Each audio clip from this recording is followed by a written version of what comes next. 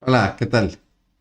Qué gusto que se conecta con nosotros en otra sesión más de la Escuela de Desarrollo Cristiano de la Iglesia Bíblica Torrefuerte. En este curso que es el libro de Lucas en su segunda parte. Damos muchas gracias a Dios porque, pues primero que nada por la decisión de cada uno de ustedes de seguir este curso, por esta decisión de querer estudiar más la palabra, de querer conocer más a Dios y que sabemos encontramos en pues todo esto que buscamos nada más y nada menos que en la Biblia. No es en lo que nosotros digamos, no es en lo que nosotros compartimos, sino más bien es en la palabra de Dios, donde pues a nosotros Dios nos concede el ir guiando, pero realmente quien edifica es Dios. Y en verdad como ministerio de escuela bíblica, nos da mucho gozo el que usted tome este tipo de cursos con el único propósito y esperando siempre, y esa es nuestra oración en todo tiempo, que sea usted edificado. Es así que estamos ya entrando a lo que es nuestra 10ª sesión de esta segunda parte del Evangelio de Lucas, un evangelio sinóptico que prácticamente maneja temas similares a los evangelios de Mateo y de Marcos, es decir, las estructuras temáticas son similares, de ahí su nombre de sinópticos, a diferencia del evangelio de Juan, que es un evangelio que, digamos, lleva otra línea otra línea temática, ¿no? Sin embargo, la maravilla de la palabra de Dios es que los cuatro evangelios se complementan bastante bien, ¿no? ¿Por qué? Porque muchas veces uno ofrece detalles que el otro no, y entonces pues los cuatro enriquecen mucho en la perspectiva cuando uno estudia el ministerio de nuestro Señor Jesucristo. Si le parece bien, haré una breve oración y entonces arrancamos con lo que es nuestra 10ª sesión del Evangelio de Lucas en su segunda parte. Vamos a orar. Y bendito Dios, cuántas gracias te damos, Padre, por la bendición, Señor, de poder estudiar tu palabra, Padre, de poder abrir tu palabra, Señor, de poder encontrar en ella todo aquello, Padre, que necesitamos con el único propósito de vivir una vida que te agrade, que te glorifique, que te honre. Gracias por todo el conocimiento que hallamos en tu palabra, Señor, es enriquecedor, pero de nada sirve, Padre, si no vivimos agradándote. Y eso es lo que estamos esperando a través de estos cursos, Padre, a través de acercarnos a ti por medio de tu palabra para alabarte y glorificarte. Te damos gracias por todo esto en Cristo Jesús. Amén. Muy bien, pues como le decía, estamos ya prácticamente aquí en nuestra 10ª sesión de este estudio del Evangelio de Lucas, basados precisamente en nuestro comentario bíblico Verdadero Hombre, Verdadero Dios de Alberto Tiplat, ¿no? Alberto Tiplat, que bueno, pues es o fue un varón de Dios de mucho estudio. Él hizo su doctorado ahí en el Seminario Teológico de Dallas, ¿no? Y que va a ejercer su ministerio o ejerció su ministerio por muchos años ahí en Guatemala, sobre todo en el CETECA, en el Seminario Teológico de Centroamérica, ¿no? Que va a producir mucha literatura, y entre toda esta literatura pues nos regala comentarios con Ediciones Las Américas, por ejemplo, en este caso el curso que nos compete, que es el Evangelio de Lucas, para el cual publicó dos tomos que serían Verdadero Hombre y Verdadero Dios. Tomo 1, que abarca los primeros 12 capítulos del Evangelio de Lucas, y en este caso el tomo 2, que abarca los otros 12 capítulos de los 24 totales que tiene este Evangelio. Y entonces Alberto Tiplat nos presenta en este capítulo 10 de su libro el Hijo del Hombre y sus discípulos. ¿Qué vamos a estudiar aquí? Pues prácticamente es la última cena, ¿no? Donde Jesús dará algunas instrucciones a los discípulos, pero sobre todo lo más importante es que va a establecer el nuevo pacto, ¿no? Entonces, pues, una vez establecida esta introducción, vámonos de lleno. Y como siempre, muy a la manera de Alberto Tiplat, pues vámonos con un versículo que sería como el versículo clave que ilustra muy bien lo que estudiaremos hoy, ¿no? Y dice ahí Lucas capítulo 22, verso 15, cuánto he deseado comer con vosotros esta Pascua antes que padezca. Con ese corazón llegó nuestro Señor Jesucristo a celebrar la Pascua con sus discípulos, ¿no? Donde no sabemos si fue la primera ocasión en que la celebró con ellos, ¿no? Podríamos pensar que sí. Eh, es que también tenemos que considerar que la Pascua se celebraba en familia. Entonces, podemos considerar que los discípulos, los apóstoles, celebraban la Pascua cada uno con sus familias, ¿no? Y podríamos pensar que esta fue la primera ocasión en la que Jesús la celebró con sus discípulos, aparte de las familias. No lo sé, quizá ya lo habían hecho anteriormente, ¿no? ¿Por qué estoy especulando en todo esto? Por este deseo. ¿Cuánto he deseado? ¿Cuánto había yo deseado tener este tiempo con ustedes, ¿no? Pero tenemos que entender que el deseo se da también por estas últimas palabritas, antes que padezca. No sé si fue la primera ocasión en que Jesús tomó la Pascua con sus discípulos, pero sabemos que será la última. Y es ahí donde Jesús también expresa su deseo. Cuánto he deseado comer con ustedes, celebrar esta Pascua, porque es la última, antes de que padezca. Y desde su llegada a Jerusalén, nos dice la palabra que la gente asistía al templo para escucharle, ¿no? Y obviamente pues más con el morbo después de haber corrido ahí a los mercaderes, ¿no? Con estas confrontaciones que se daban con los sacerdotes, con los líderes religiosos. Pues vamos, con mayor razón, apuesto a que la gente asistía a escucharle, ¿no? Sin embargo, pues no será con un corazón sincero, porque muchas de estas personas a los pocos días estarán pidiendo su muerte, que le crucifiquen, ¿no? Y entonces vemos un pueblo que es muy vulnerable, que es muy voluble. Y Jesucristo lo entiende, no le es ajeno, no le es extraño, y sabiendo que le quedan pocas horas, es que decide ya pasar tiempo con sus discípulos más cercanos.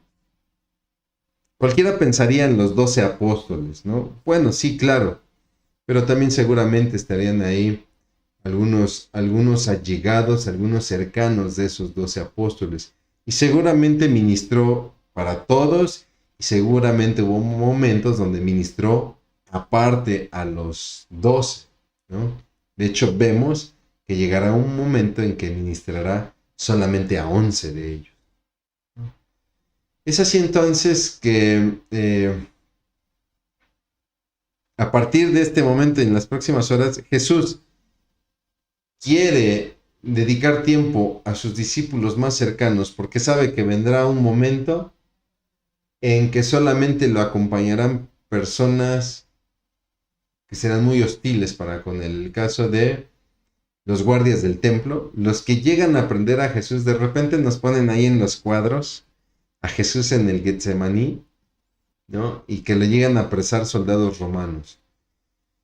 Sin embargo, no es posible esto porque los soldados romanos actuaban siempre que se fuese a cometer un delito en contra del imperio. Y hasta este momento Jesús no estaba cometiendo alguna situación que involucrara una especie como de delito contra el imperio, ¿no?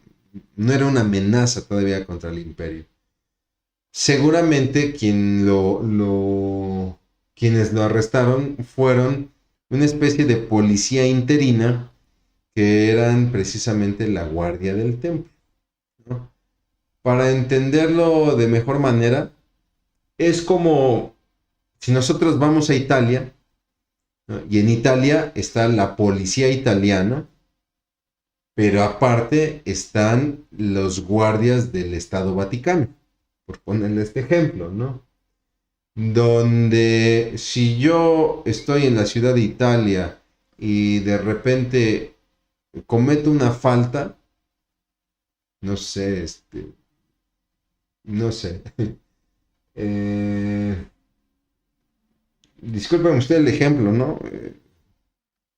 Me hago del baño en una fuente de un parque, no va a llegar la Guardia del Vaticano a detenerme, ¿no? Ahí me va a detener la policía italiana. Pero si yo entro a la Plaza de San Pedro o entro a alguno de los edificios del Vaticano, quien primero me va a detener ahí, pues será la Guardia Vaticana. Es algo similar. Cuando Judas llega a prender a Jesús, lo hace acompañado de los guardias del templo porque si bien no ha amenazado al imperio, sí ha ofendido al templo, que tenía su propia guardia, que tenía su propia moneda, lo habíamos visto en la sesión anterior, y por lo tanto fueron ellos quienes lo llegaron a prender. Y ahí estaría Judas, y lo llevarán a casas de líderes judíos, como el caso de Anás, de Caifás, y entonces vendrá el involucramiento del sistema romano cuando lo acusarán ante Pilato de que está sublevando al pueblo, ¿no? Y entonces ahora sí viene la intervención de los soldados romanos, donde es enviado a un pretorio, donde es azotado por soldados romanos, donde será llevado a la jurisdicción de Herodes. Y entonces ahí ya vemos a un Jesús que ya no estará con sus discípulos cercanos ni con sus seres más queridos, sino que todo a su alrededor es, pues, o son personas hostiles, ¿no? Como lo establece el salmista, ¿no? ¿Cómo me han rodeado mis enemigos, ¿no? ¿Cuántos me han rodeado? He quedado solo. Dice el salmista, perros me han rodeado, ¿no? Es así entonces que, disculpe aquí, pues empiezan a dar los preparativos, sobre todo para la traición, donde ya llegamos a un miércoles. Habíamos visto en sesiones anteriores lo que sucedió de un domingo a un martes. Llega el día miércoles, está por celebrarse la Pascua, donde el pueblo conmemora un acto muy importante. Israel sale de Egipto, sale de la esclavitud egipcia, y usted recordará, ¿no? Es una fiesta donde se conmemora el paso del ángel de la muerte, y donde todo aquel que pintó con sangre los dinteles de la puerta, bueno, pues no sufriría la muerte del primogénito, ¿no? Y de esta manera es que Dios ataca a Egipto y libera a su pueblo. Y entonces, ¿por qué repito todo esto? Porque tenemos que entender que la fiesta es muy importante. ¿Y por qué tenemos que entender que la fiesta es importante? Es una fiesta anual, o sea, no es una fiesta que se da cada mes, cada 2 meses, no. Se da una vez al año, o sea, es un evento esporádico, en ese sentido, ¿no? Es un evento importante y que la ley ordenaba una peregrinación. En la Pascua, todos los que vivieran en las distintas regiones de las tribus debían asistir a la ciudad de Jerusalén, ¿por qué? Porque ahí estaba el templo, a ofrecer sacrificio en la fiesta de la Pascua. Es decir, que en estos días Jerusalén estaba saturada de personas, de muchos judíos que venían de otros lugares donde habitaban y que eran parte de esta peregrinación donde normalmente se cantaban salmos. Hay salmos que son antifonales, que son hechos precisamente para las peregrinaciones, ¿no? En especial a Jerusalén. Y le repito, es una fiesta que se celebra una vez al año, el 14 de Nisan. Se celebra un día al año, aunque viene acompañada de 7 días posteriores de fiesta con panes sin levadura. Es toda una semana de fiesta. Digo, con sus reservas en la comparación, parecido de repente a las ferias que hacemos en nuestro país, ¿no? Donde de repente es un día el importante, pero hay varios días como para seguir la celebración, ¿no? No lo olvides, son fiestas santas, no pensemos en fiestas de parranda, no pensemos en fiestas donde la gente se junta para embriagarse y cosas por el estilo, no. Son fiestas sí de gozo, pero son solemnes al fin y al cabo. Y ahí el Sanedrín, pues, buscaba no el ver si mataban o no a Jesús, porque eso ya lo tenían decidido. Lo que ellos buscaban era cuándo hacerlo. ¿Por qué? Porque estamos en la semana en la que se va a celebrar Pascua y la ciudad está repleta de gente. Y no solamente eso, sino que toda esta gente admiraba a Jesús por los milagros que hacía, por la manera en cómo enseñaba. Es así que entonces el Sanedrín decide actuar después de las fiestas. ¿Saben qué? Vamos a esperar a que pase la fiesta de la Pascua, que pase la fiesta de los panes sin levadura, y de ahí vendrá un tiempo hasta que venga el Pentecostés, la fiesta de los 50 días después de la Pascua. En ese lapso lo podemos asesinar, ¿no?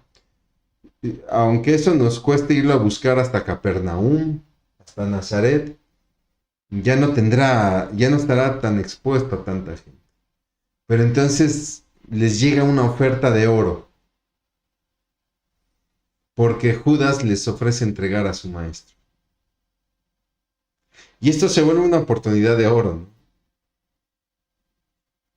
¿A qué se refiere la palabra con que Judas va a entregar a Jesús?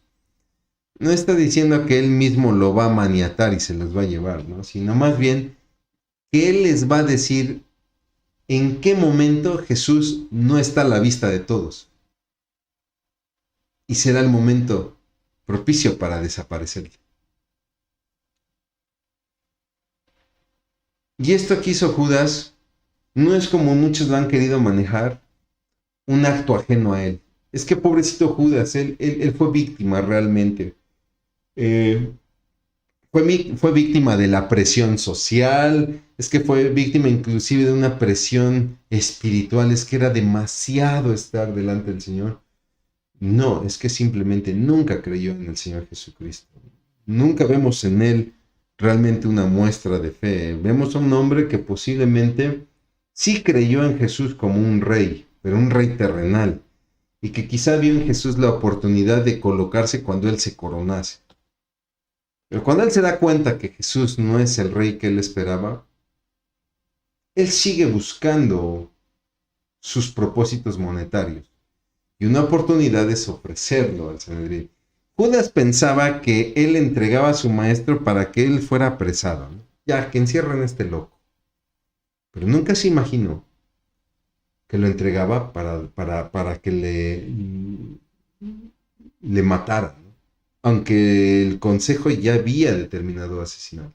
Y también aquí es donde muchos quieren excusar a Judas, ¿no? Es que pobre, él fue víctima de la circunstancia porque él pensaba que lo entregaba para prisión y no sabía que lo entregaba para ser asesinado. No. Es que no hay excusa. Dice la palabra que Satanás entró en él. Es decir, que Satanás, que el diablo encontró un corazón dispuesto. Y ante eso no hay inocencia. Él estaba dispuesto a recibir la presencia de Satanás y el control de Satanás. Y en esa presencia y en ese control es que él actúa. Y por eso es que él es responsable. Y entonces, ante esta oferta para entregar al Señor Jesucristo, pues qué mejor manera de cerrar, el negocio que con el pago, ¿no? De esta manera también te amarramos a ti, Judas, ¿no? De esta manera podrás entender que eres tan responsable como nosotros, por si algo llega a fallar, ¿no? De ahí que se da esta situación que cuando Judas, lo vemos en otros evangelios, se entera que van a matar al Señor Jesucristo, él busca regresar el dinero y dice, no, esto ya se pactó y tú lo aceptaste. Y conocemos el resto de la historia, ¿no? Pero bueno, viene el jueves, se da la celebración de la cena de la Pascua, donde aquí ya nos conviene estudiar los eventos teniendo como referencia los lugares donde se llevan a cabo. Es así entonces que la ley establecía que para celebrar la Pascua se tenía que limpiar la casa de todo resquicio de levadura y de pan leudado. ¿Por qué? Porque la levadura era muy contagiosa, si me permite el término. Y entonces, si yo quería celebrar la Pascua y no limpiaba bien, por ejemplo, la mesa donde preparaba yo el pan ácimo, el pan sin levadura, resulta que a la hora de servirlo a la mesa, el pan podía ya empezar a estar leudado, ¿no? Entonces, para evitar eso, para evitar tomar una cena contaminada, se limpiaba previamente la casa, vamos, hasta el último rincón, ¿no? Y en la tarde del día 14 de Nisan, ¿no? Más o menos lo que sería un jueves, del mediodía, ¿no? Se mataba el cordero, se preparaba la cena para que en la tarde de ese día, en la puesta de sol, que comenzaba a oscurecer, ¿no? Ya se contaba como el siguiente día, los israelitas tomaran la cena pascual, celebraran la Pascua. Y entonces Pedro y Juan son encargados por el Señor Jesucristo de hacer los preparativos, hacer toda esta limpieza de levadura, de hacer la limpieza de la casa, la mesa, los utensilios, etc. Y les dice el Señor Jesucristo que vayan a un lugar donde se van a encontrar a un hombre llevando agua en un cántaro. Uno podría decir, oye, ¿cuántas personas nos llevarían agua en un cántaro? Es que en realidad esto era una práctica inusual en los hombres. Los hombres, si llegaban a transportar algún líquido, fuese agua o fuese vino, normalmente los hombres cargaban más con el vino porque este era transportado en odres. Entonces, por la dificultad del manejo del odre y que era muy pesado, recuerde que el odre son estas pieles de animales que se usaban como recipientes para el vino. Normalmente esos los llevaban los hombres, los varones. Y eran las mujeres las que realmente cargaban con los cántaros de agua. Entonces, por eso es que se vuelve inusual y se vuelve una señal fácil de seguir. Van a entrar ustedes a la ciudad y ahí se van a topar con un hombre que va a llevar un cántaro con agua, ¿no? Él les llevará al lugar que tendrán que preparar, ¿no? Y entonces, por lo que vemos, parece que el hombre es creyente, posiblemente es discípulo, sobre todo por la disposición que él tiene para ofrecer su casa, no vemos un cuestionamiento de su parte, ¿no? Y entonces, pues Lucas nos presenta el momento de la mesa del Señor, donde incluye detalles que otros evangelistas no. Le decía yo, perdón, voy a quitarme esto, le decía yo al inicio de esta sesión que a propósito de los otros evangelios, si bien los otros evangelios se enriquecen entre ellos mismos, se enriquecen por esta situación que le comentaba, ¿no? Donde muchas veces algunos autores nos comparten situaciones que otros llegan a omitir. Y aquí Lucas incluye detalles que otros evangelistas no tienen, que se vuelve muy enriquecedor, ¿no? Por ejemplo, el deseo de Jesús que expresa ahí, ¿no? De tomar la Pascua. ¿Cuánto he deseado tomar la Pascua con ustedes antes de padecer? Que era precisamente el versículo que leímos al inicio, ¿no? Y cuando Jesús expresa este deseo de tomar la Pascua con sus discípulos, no está expresando un temor, ¿no? De que algo lo pueda impedir, sino que se refiere, como lo comentábamos, a que esta será la última vez que lo hará con ellos antes de padecer, ¿no? Entonces, aquí Jesús está expresando su determinación, no de no, no de ya no hacerlo, ¿no? Sino que expresa, yo ya no voy a volver a probar el fruto de la vid hasta que vuelva con ustedes en mi reino. Eso es algo que usted y yo estamos esperando. Y por eso cuando celebramos la mesa del Señor, que si bien es cierto, es un acto en el que muchas veces usted y yo tratamos de ponernos a cuentas con el Señor, pues también es una manera de recordar que usted y yo estaremos a la mesa probando el fruto de la vid juntamente con Él. ¿No? Pareciera que inclusive es como una especie de voto de nazareo. No digo que lo sea, pero pareciera como un voto de nazareo. A ver, yo quiero hacer un voto de nazareo. Características del voto de nazareo. No raparé mi cabello, no cortaré mi cabello, lo dejaré crecer. Y no probaré la uva en ninguna de sus modalidades, ni como fruta, ni como pasa, ni como vino, etc. Hasta que se cumple el voto. Yo quiero hacer un voto a Dios por esto que quiero adquirir o esto que quiero que pase en mi vida. Y por lo tanto, voy a hacer un voto de nazareo y no voy a probar el fruto de la vida. ¿No? Pareciera que Jesús hace como un voto de nazareo, donde dice, yo no voy a probar el fruto de la vid hasta que regrese con mi reino en gloria. Y muchos estamos impacientes por ese momento. Y es ahí donde Jesús establece su nuevo pacto, donde parte el pan, donde toma la copa, este pan que representa su cuerpo que es molido por ti, por mí, donde toma la copa que representa su sangre derramada por ti, por mí. Y cuando Jesús está recitando estas palabras, quizá los discípulos en ese momento empezaron a recordar a Jeremías, ¿no? Ahí en capítulo 31, si no me equivoco, ¿no? De la promesa del nuevo pacto que establece que Israel se convertirá de corazón y que entrará al reino prometido. Hasta ahí logran entender las palabras de Jesús respecto a este nuevo pacto. Pero lo que nadie entendía es que para que este nuevo pacto fuera efectivo, se echara a andar, el Mesías tendría que sufrir, que padecer y que morir. Y no hay que juzgarlos, ¿no? Ay, qué tontos, no lo entendieron. No, es que para un judío era inaceptable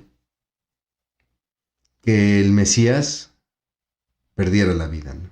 A ver, acepto que sufra. Va a sufrir y lo acepto porque Isaías en sus profecías habla del siervo sufriente. Pero es que el Mesías no puede morir porque es el Mesías, es el ungido, aquel que va a levantar un reino. Entonces no puede morir. Y dice la palabra que su reino será siempre eterno. Y dice la palabra que se sentará perpetuamente como descendiente de David. Entonces no concibo no concibo el concepto de muerte en este Mesías. Por eso es que ellos no lo entienden. Sin embargo, el sacrificio de Jesús fue necesario para este nuevo pacto y beneficia tanto a los judíos como nación y a nosotros como iglesia, ¿no? Es una bendición el reflexionar sobre este pasaje. Entonces, Jesús en esta toma de la cena anuncia la traición, donde todos se inquietan al revelar que el traidor estaba entre ellos, ¿no? Aquí quiero hacer un paréntesis porque viene mucho la polémica. Entonces, Judas, ¿tomó o no tomó de la cena? ¿Participó o no participó de la cena? ¿No? Y lo que causa un poquito de confusión es de repente el orden de las cosas, ¿no? Porque Lucas hace ver que primero tomaron la cena o primero se instituyó el pacto Y después, Judas es quien sale de la mesa, ¿no? Y bueno, pues esto ha causado mucha polémica, ¿no? Yo en lo personal no le veo tanta polémica. Hay quienes dicen, no pudo haber tomado la cena porque era un momento íntimo del Señor donde está pactando con sus hijos. Y por eso es inconcebible que ahí esté Judas. Judas tuvo que haberse retirado antes. Pero hay quienes dicen, no, Judas pudo haber tomado ahí la cena. El hecho de que haya compartido la cena ahí no quiere decir que él haya sido parte del pacto, porque el pacto no está en los elementos, está en el corazón. Un argumento fuerte a esta postura es que cuando a Jesús le preguntan, ¿acaso seré yo el traidor, Señor? Dice, es aquel que moja su pan conmigo, ¿no? En otro evangelio dice, es aquel a quien yo le ofrezco el pan, ¿no? Ya sea que lo moje con él mismo o que lo ofrezca, está hablando de Judas y está presente y ya están partiendo el pan. Sin embargo, un argumento a favor de esta segunda postura es, ok, bueno, Judas pudo haber estado ahí, pero si en su corazón no reconoce a Jesús como Señor, por mucha explicación del Señor Jesús del simbolismo del pan partido y de la copa, aunque Judas, tuvo esa explicación, si su corazón estuvo apartado, él pudo haber participado de los elementos y no ser parte de ese nuevo pacto. Como cuando de repente nosotros celebramos la mesa del Señor, donde normalmente buscamos ponernos a cuentas, buscamos participar bajo el propósito de la iglesia. No es un banquete, es un memorial que hacemos como iglesia, de tal manera que lo hagamos participando del cuerpo y lo hagamos participando dignamente. Pues habrá gente que en su corazón pues no tiene este reconocimiento y sin embargo ahí está en la iglesia tomando los elementos, ¿no? Porque se vuelve más una situación del corazón. Pero le repito, hay quienes establecen, no, Judas no pudo haber estado ahí porque este fue un momento íntimo en el cual el Señor Jesús esperó. Y la cronología, si no me equivoco, es la de Mateo, nos presenta que Judas salió antes y después vino la institución del pacto, ¿no? Sea cual fuere la situación, le repito, yo no le veo tanto problema porque es muy claro. Judas en su corazón tenía un rechazo por el señorío de Jesús, haya tomado no los elementos, no era parte del nuevo pacto, ¿no? Y me tiene que poner a pensar a mí que él tome o no yo los elementos, tengo que examinar mi corazón. Es así entonces que cuando Jesús anuncia la traición y viene una inquietud de parte de los discípulos, ¿acaso seré yo, maestro? Porque Jesús ha revelado que el traidor está entre ellos, da unas palabras interesantes. A la verdad, el Hijo del Hombre va, según lo determinado. O sea, el Padre ya determinó entregar a su Hijo. Dice, pero hay de aquel hombre por quien es entregado. ¿Por qué? Porque el hombre que le entrega es responsable de esta situación y merece un juicio. Es cierto, Dios ya determinó entregar a su Hijo en sacrificio, pero eso no exime de la responsabilidad del hombre que lo entrega. Y entonces vemos a un Judas actuando contra Dios y hasta contra su propia conciencia. No hallamos en él remordimiento. Pese a que muchos han intentado excusarle, discúlpeme, no hay remordimiento en él, mucho menos arrepentimiento. Y lo más triste de todo es que en esta situación, en medio de esta situación, entendemos que posiblemente aquí ya Judas salió y Lucas no nos lo ha dicho. En medio de esta situación, ok, ya nos quedó claro que fue Judas porque pues ya nos dijo Jesús que fue él al entregarle el pan o al mojar el pan juntos y pues ya salió, ya se fue ofendido. que, ay, no era yo. Bueno, y entonces, si hablas de que vas a padecer, de que hay un traidor que te va a entregar, etcétera, ¿quién se va a hacer cargo de esto? ¿Quién va a ser el mayor? Y entonces Jesús hace ver a sus discípulos que están pensando como paganos, ¿no? Como normalmente los reyes tratan de enseñorearse sobre las naciones. Pero Jesús les hace ver que todo aquel que pretenda seguirle no puede buscar el poder por el poder, la autoridad por el poder. Tiene que buscar los mayores puestos a través del servicio. Y si bien es cierto que hay un anhelo de poder, Jesús les dice, ok, les recuerdo que ustedes estarán en 12 tronos juzgando a la nación.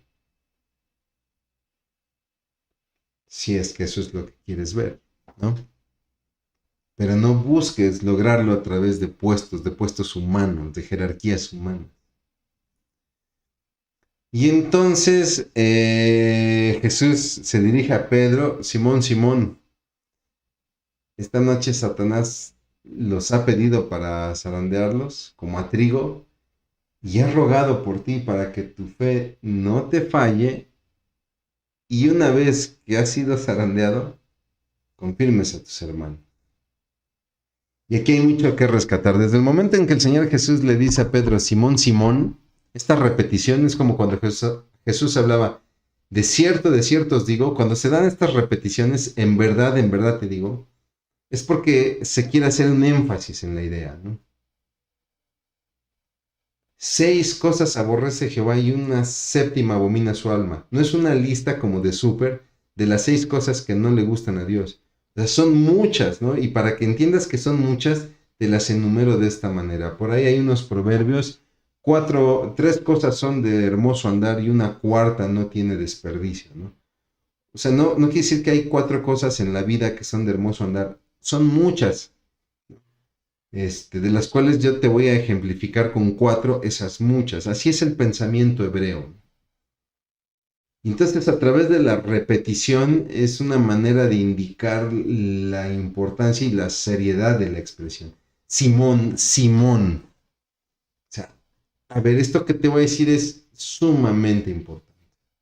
Y al utilizar su antiguo nombre, en vez de llamarlo Cefas, de llamarlo Pedro, al llamarlo Simón, hijo de Jonás, pareciera que el Señor está enfocando nuevamente la debilidad de Pedro, posiblemente algún problema que venía arrastrando y por lo cual posiblemente en el zarandeo iba a trabajar Dios con él. No lo sé, digo, yo aquí ya empiezo a especular de más. Satanás ha pedido, dice, os ha pedido. Ese os se refiere a todos los discípulos. Porque hay quien encausa esto solamente a Pedro. Oye, Pedro, Satanás te ha pedido para zarandearte como a trigo. O sea, para sacudirte como el trigo. Zarandear el trigo, una manera de hacerlo es tomar las gavillas de trigo y golpearlas contra la pared, ¿no? O la otra es a través de un cernidor, ¿no? Colocar ahí el trigo, mover el cernidor y colar el grano, ¿no? En cualquiera de las dos ideas nos habla de un trato severo y peor que es por parte de Satanás. O sea, Satanás te ha pedido para darte una buena arrastrada, para darte una buena agitada. Y los ha pedido a todos. Y cuando dice Jesús que Satanás ha pedido, nos deja ver como en el libro de Job, que Satanás no puede actuar fuera del permiso divino. Y vemos que en esta situación Jesús se enfoca en Pedro, dándonos a entender que Pedro va a ser el más afectado. Mira, Satanás ha pedido azotar a todos, quitar a todos. Pero yo he pedido que a ti, Pedro, en particular, tu fe no te falle. Quiere decir que en ese aspecto tú eres el más débil de todos. Y cuando Jesús dice pedido que tu fe no falle, podemos ver este ministerio de intercesión de Jesús. Recordemos que Jesús es un rey, es un sacerdote, vemos un ministerio intercesor de Jesús, quien siempre está intercediendo por nosotros ante Dios, sobre todo en nuestras debilidades. Y le dice, más cuando vuelvas, porque vas a volver, confirma en la fe a tus hermanos. Y ahí vemos el propósito divino detrás de este azote como el trigo, ¿no? Y nos tiene que enseñar que tú y yo, mi hermano, en las adversidades siempre tenemos que ver el propósito divino que está detrás. Nos perdemos buscando la causa. Ese fue el problema con los amigos de Job. Los amigos de Job tratan de explicar la causa del sufrimiento de Job y dice, pues seguramente es un pecado oculto, seguramente es porque has sido malo, seguramente es porque has blasfemado, etc. Cuando lo que debieron ver es el propósito divino detrás de toda adversidad. Uno lee el libro de Job esperando entender cuál es la causa del sufrimiento y nunca será, nunca se establece. Nunca Dios le dice a Job, es que fíjate que se acercó conmigo Satanás y me dijo, oye, ¿has considerado a tu siervo Job? No, ni tiene por qué hacerlo, Dios es soberano. Pero lejos de darle una explicación a Job de por qué está sufriendo, y pese a que Job lo pregunta, lo que Dios explica es el propósito que tiene detrás de esta adversidad. Y Job lo entiende sin problema. Entonces Jesús le dice a Pedro, y cuando hayas vuelto confirma a tus hermanos, demuestra el propósito divino detrás de toda esta adversidad que vendrá. Jesús en ese momento predice la negación de Pedro y da nuevas instrucciones a los discípulos para ser enviados. ¿Se acuerdan que les dije que no llevaran bolsa, ni alforja, ni espada? Bueno, ¿qué creen? Ahora sí tomen su bolsa, tomen su dinero, tomen su alforja, tomen su espada. Ahora sí va a ser necesario. ¿Por qué? Lo que Jesús está diciendo es porque ahora sí el pueblo va a ser más hostil con usted. ¿Por qué? Porque antes el pueblo les aceptaba porque Jesús andaba con ellos. Este popular hacedor de milagros andaba con ellos. Entonces, si yo escucho que viene el Señor Jesús, que viene ministrando y yo tengo un enfermo en casa, pues que venga, ¿no? Que sana a mi enfermo. Pero después de todo lo que vendrá, donde tendremos a un Jesús condenado a muerte y crucificado como cualquier ladrón, eso va a desacreditar a Jesús y a sus discípulos y entonces vendrá inclusive hasta un odio y un repudio por ellos. Y ahora sí, ellos no deben de parar la obra. Ahora sí, tendrán que llevar dinero, bolso y espada. Porque se toparán con un pueblo hostil. No nos extrañen, lo estamos viviendo. Lo estamos viviendo hoy en día. Y bueno, mi hermano, mi hermana, para terminar la sesión de hoy, algunas preguntas para reflexionar. Recuerde, muy de corte personal. ¿Qué representa para usted este nuevo pacto que Dios estableció ahí en esa última cena? Y es un pacto que se ha llevado a cabo con la sangre, con el precio de su sangre. En su vida, ¿qué le habla a su corazón? Y en su caminar cristiano, ¿ha llegado a buscar ser el mayor en la familia o en el ministerio? ¿Qué le motiva en su caminar cristiano? ¿Ser el mayor? ¿Y cómo confronta la hostilidad que se da contra el Evangelio, sobre todo cuando es por parte de nuestros familiares, nuestros amigos o nuestros compañeros de trabajo? ¿Cómo confrontamos esto? Porque este mundo se está volviendo cada vez más hostil y lo vemos inclusive hasta en nuestros círculos más íntimos. La familia se vuelve más hostil, se vuelve más atacante, los amigos, compañeros en el trabajo. ¿Cómo enfrentamos esta situación? Mi hermano, mi hermana, yo le agradezco mucho que me haya acompañado en esta, la 10ª sesión del Evangelio de Lucas en su segunda parte. Le pido que siga leyendo el Evangelio, que siga también con estudios de los Evangelios sinópticos de Mateo y de Marcos para una comprensión más profunda. Y bueno, pues haré una breve oración para terminar y si Dios quiere, nos veremos aquí para lo que será la sesión número 11 del Evangelio de Lucas. Vamos a ver. Bendito Padre, cuántas gracias te damos, Señor, por la bendición de tu palabra, Padre, porque al estudiarla, Señor, como siempre, Padre, encontramos tesoros aplicables a nuestra vida, mi Dios. Señor, y sabemos que no es fácil aplicarlos. Por eso también te pedimos que nos ayudes a través de tu Espíritu Santo, Señor. Padre, Señor, pues no tener un corazón de traición, mi Dios. A no ser personas que busquen sus propios propósitos, Padre, y que te hagan a un lado como lo hiciera Judas, mi Dios.